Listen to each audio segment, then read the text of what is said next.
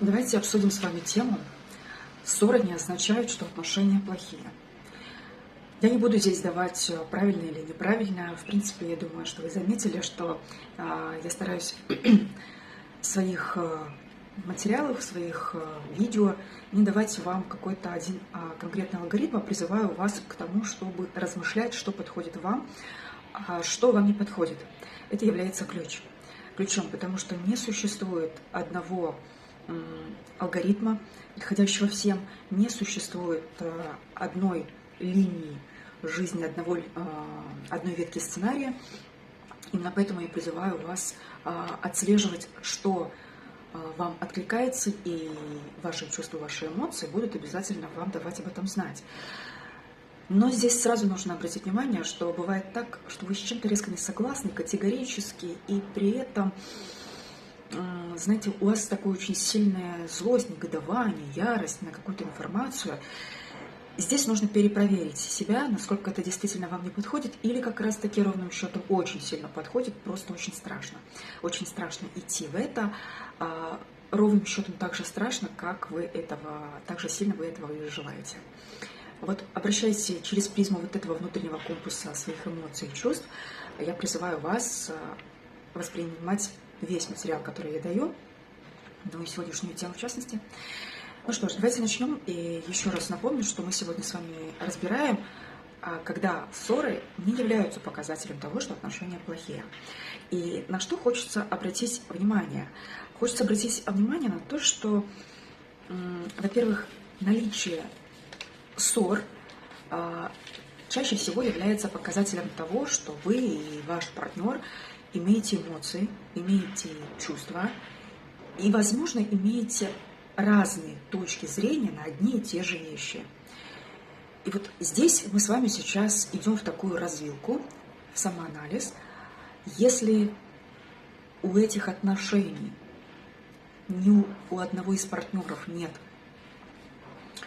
неосознанной или осознанной цели разрушить эти отношения и найти повод или создать причину для того, чтобы их разрушить, и ссора является одним из таких поводов, одной из причин, чтобы уличить партнера в какой-то вине или еще в чем-то. Да? То есть, еще раз говорю, бывает так, что человек, один из партнеров, или оба партнера чувствуют, что уже отношения подходят, так сказать, к определенной стадии, которая предшествует расставанию, и ни один из них не может найти в себе силы, чтобы себе в первую очередь признаться в этом, что уже все, лошадь сдохла.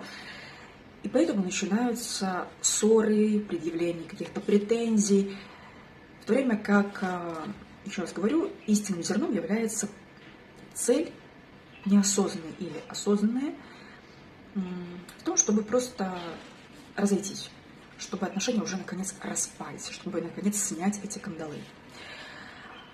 Но если оба партнера понимают, что да, есть разные точки зрения, но при этом глубинная цель продолжать строить, созидать, творить, становиться ближе, и ссоры здесь выступают больше действительно как показателем того, что есть моменты, которые вы не вынесли в открытый диалог.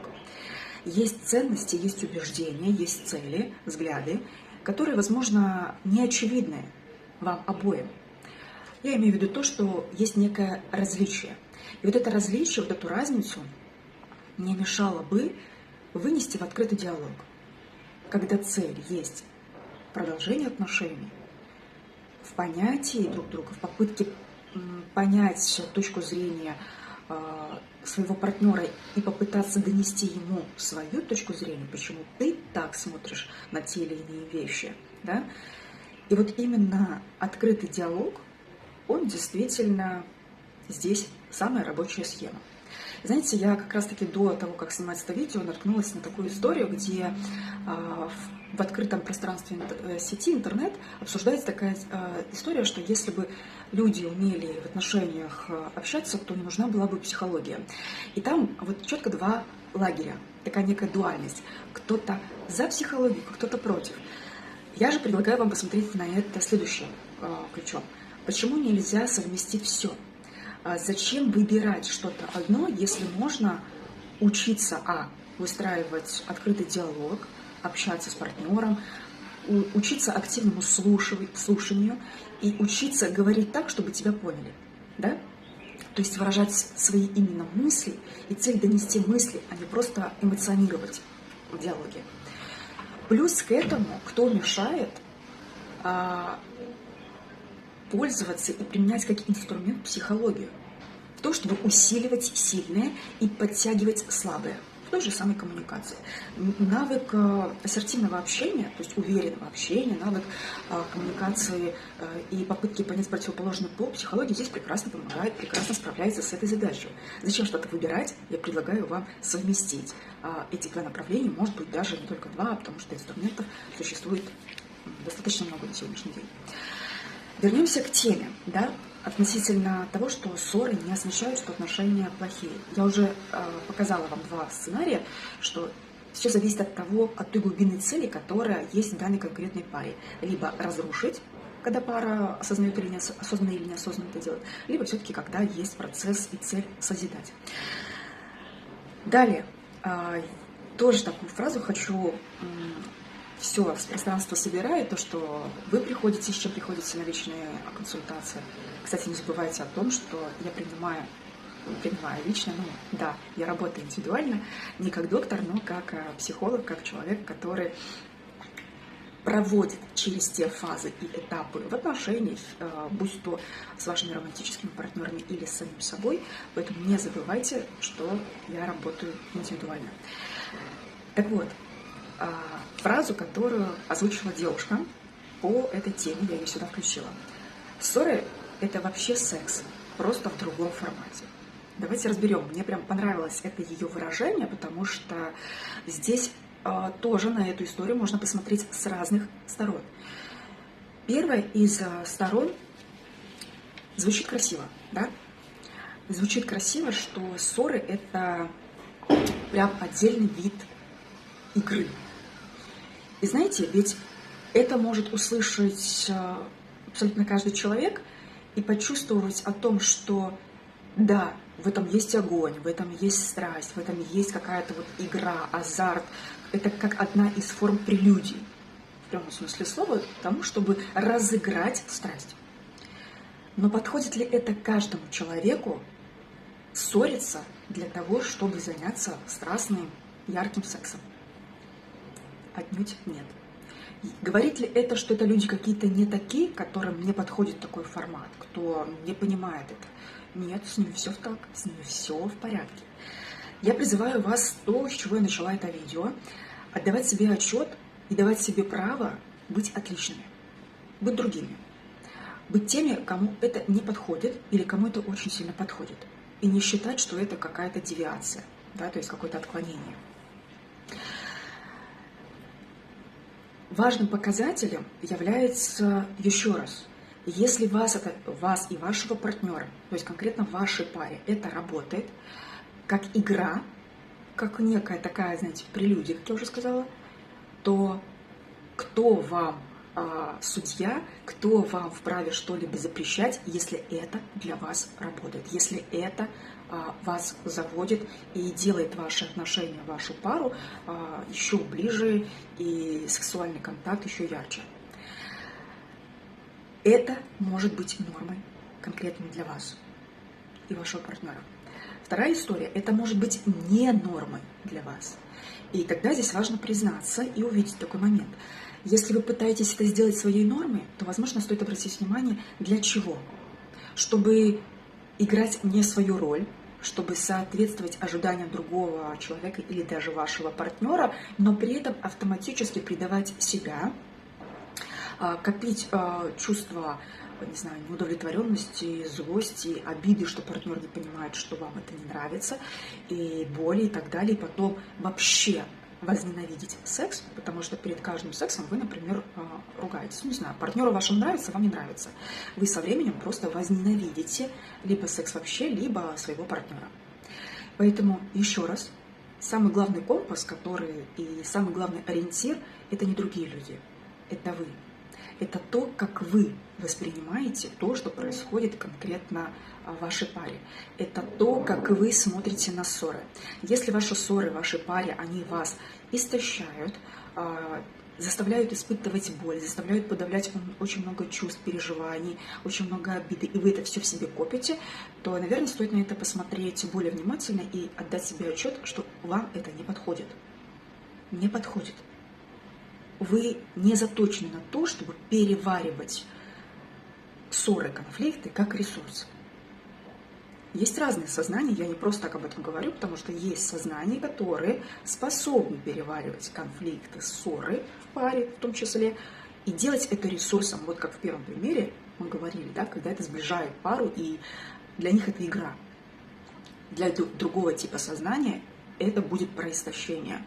Это будет про то, что вы идете не своим путем построения этих самых отношений. Может ли быть так, что вы встретили и вы живете с партнером, которому это подходит и способен переваривать эти ссоры, как делать их ресурсом? Да, но вы можете быть не способны. И очень важно здесь не пытаться вот увидеть эту тонкую грань и отдавать себе отчет, что да, выбирали этого партнера вы, но там и тогда, возможно, вы не разглядели этого различия, возможно, вы не знали этой информации, и это не нужно делать какой-то катастрофой. Важно просто себе отдать отчет, что там и тогда, на тот момент, вы выбирали, исходя из тех знаний, из тех мотивов, из тех ощущений, которые были там и тогда. Но если сейчас вы получаете эту информацию, отслеживаете в себе негативную динамику для себя самих, в том, что происходит в вашей жизни, то, как вы себя ощущаете в отношениях, и то, как вы воспринимаете конфликты и ссоры в ваших отношениях, то нет ничего зазорного того, чтобы эту ситуацию исправить. Как исправить? Это уже все зависит от того, какую видите вы цель конкретно в этих отношениях с этим человеком. И важно учитывать, что отношения – это всегда про обоих. Да? То есть недостаточно одного только вашего желания, недостаточно только одного вашего видения. Поэтому здесь всегда накладывается видение другого человека. И если оно синхронно с вашим, то имеет смысл здесь выбирать знания, работать, исходя из вашей ситуации. Если вы понимаете, что вы пытаетесь переделать другого человека, или он пытается переделать вас, это всегда заведомо заранее проигрышный сценарий. Наверное, будет, как бы так сказать, не то чтобы проще найти другого, это экологичнее. Найти человека, который подходит твоей сути, твоей природе, ежели пытаться его переделать под себя или быть сломленным под другого человека. Я не просто так сказала сломленным, да? Здесь автоматически включается сценарий жертва-палач, вечные обиды, подавленные злости и вот со всем этим вытекающая цепочка причинно-следственной связи. То есть ни к чему здоровому это не приводит.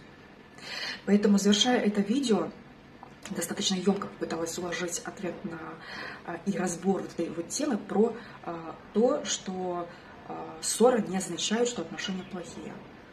На это можно посмотреть с разных сторон. С какой стороны на эту ситуацию на данный момент смотрите вы. И помните всегда, что даже если сейчас вы смотрите на эту ситуацию под одним углом, это не означает, что, встретив другого человека, вы не раскроете в себе какие-то новые грани и, может быть, расширите свое восприятие на эту ситуацию.